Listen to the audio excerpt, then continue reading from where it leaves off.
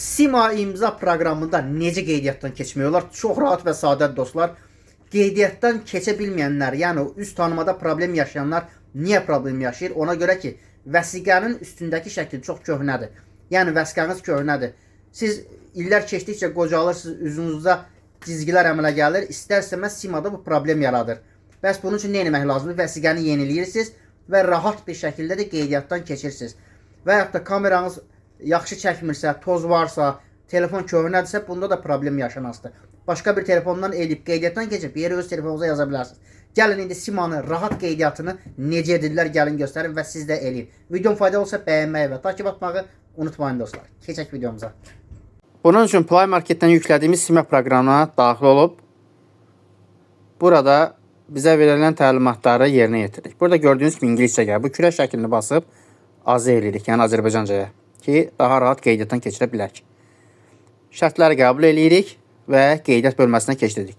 Burada şəxsiyyət vəsiqəmizin seriya nömrəsi, təzə vəsiqəsə AA ilə başlayır, köhnə vəsiqəsə AZ ilə başlayır. Məndə təzə vəsiqədir. Seriya nömrəsini buraya yazırıq, bir də FIN kodunu buraya daxil edirik.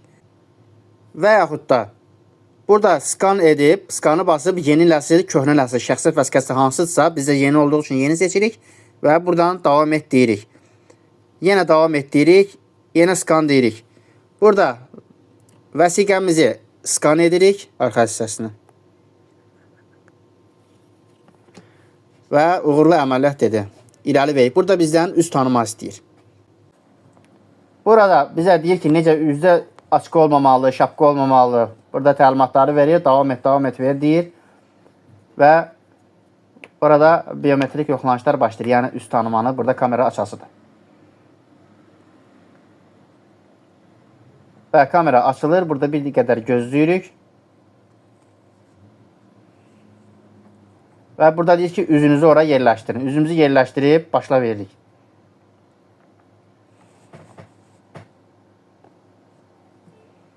Burada bir neçə saniyə gözləyirik.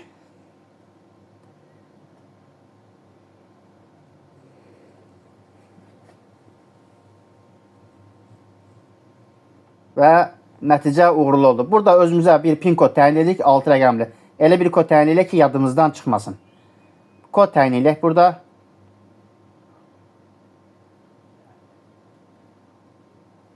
Və irəli veririk. Artıq qeydiyyatımız hazırdır. Bu işarəni basırıq.